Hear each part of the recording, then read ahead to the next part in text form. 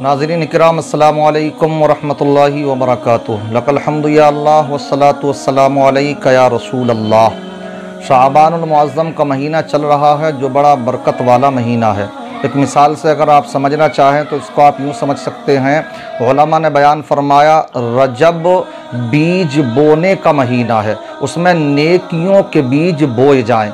शाबान का महीना खैर कसीर सदक़ात के ज़रिए से उसको आबियारी करने का महीना है, उसको पानी से सींचने का महीना है। और अगला आने वाला माह रमज़ान फसल काटने का महीना है। कितनी बेहतरीन मिसाल उलमा ने बयान फरमाई है। इसलिए अल्हम्दुलिल्लाह अहले सुन्नत वल जमात के यहाँ पर इस माह में कसरत के साथ में फातिहा ख़वानी भी की जाती हैं, अपने मरहूमीन को भी याद किया जाता है।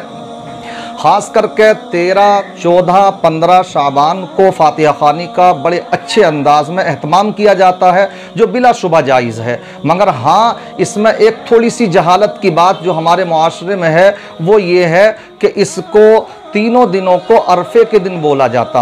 हालांकि ये अरफे के दिन नहीं है, अरफा तो मैदान अरफात में ही जब हुज्जाज किराम जाते हैं हज का रुकन आज़म अदा करने के लिए, उसी वक्त में अरफा होता।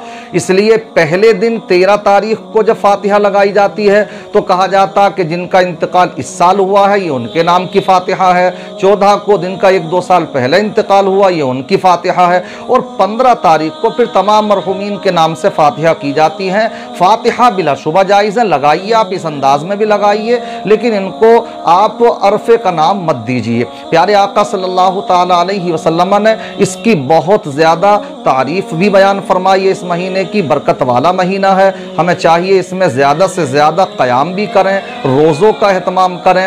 और इसमें जो फातिहा ख़वानी होती है उसमें हलवा बनाया जाता। मैं हलवे के ताल्लुक़ से थोड़ी सी गुफ्तगू करना चाहता हूँ, इसलिए कि हमारे अहले सुन्नत वल जमात अल्हम्दुलिल्लाह फातिहा ख़वानी करते हैं तो हलवे का एहतमाम भी करते हैं। जबकि इस हलवे को बहुत से बदअक़ीदा लोग इसको शिरक और निफाक तक कहते नज़र आते हैं।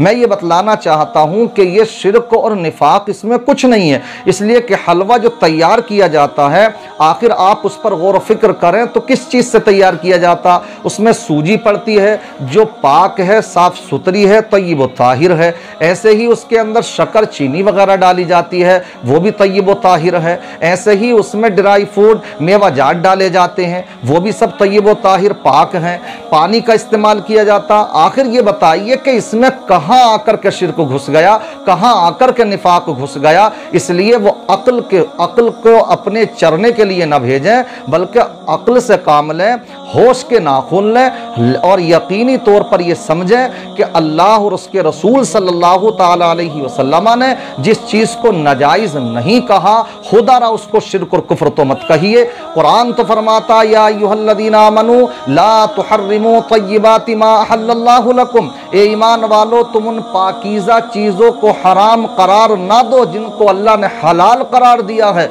और इस हलवे के मामले में कुछ ऐसा ही हुआ। ये हलवा बेचारा मजलूम है उन लोगों की तरफ से, इसके ऊपर जुल्म और सितम किए जा रहे हैं। जबकि अहले सुन्नत वल जमात अल्हम्दुलिल्लाह अगर ये करते हैं तो ये भी प्यारे आका से सच्ची मोहब्बत है। ये हदीस पाक मौजूद है कि आका की सीरत तैयबा में ये बात आती है कि कान रसूलुल्लाह सल्लल्लाहु ताला अलैहि वसल्लम युहिब्बुल हलवा वल असला, कि प्यारे आका सल्लल्लाहु अलैहि वसल्लम हलवा यानी शीरी चीज़, मीठी चीज़ पसंद फरमाते थे और शहद को पसंद फरमाते थे। कुरान भी बयान फरमाता लन तनालुल बिर्र हत्ता तुनफिकू मिम्मा तुहिब्बून, तुम हरगिज़ नेकी को उस वक्त तक नहीं पहुँच पाओगे जब तक कि तुम राह खुदा में उस चीज़ को खर्च ना करो जो कि तुम्हारे नज़दीक महबूब है। और मीठी चीज़ अल्हम्दुलिल्लाह, क्योंकि मोमिन मीठा होता है तो मीठी ही चीज़ को पसंद फरमाता है। लिहाजा बिला वजह इसको नाजायज़ और हराम ना कहा जाए, मगर हाँ इसको ज़रूरी भी ना समझा जाए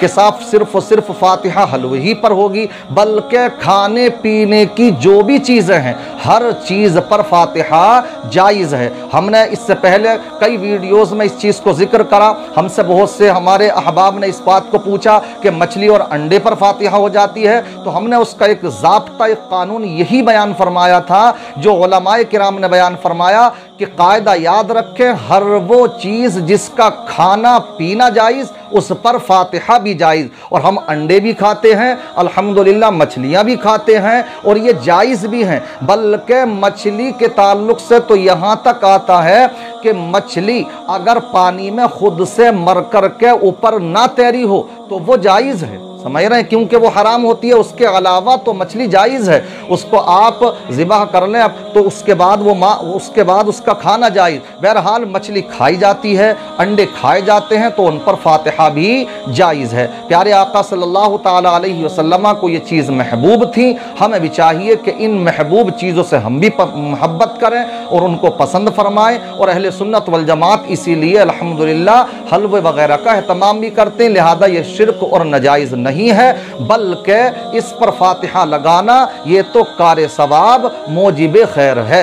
अल्लाह तबारक व तआला हम सबको शब बारात की 15 शाबानुल मुअज़्ज़म की फ़जीलतों से माला माल फरमाए, इसके फैज़ान से माला माल फरमाए। अस्सलामु अलैकुम व रहमतुल्लाहि व बरकातुहू।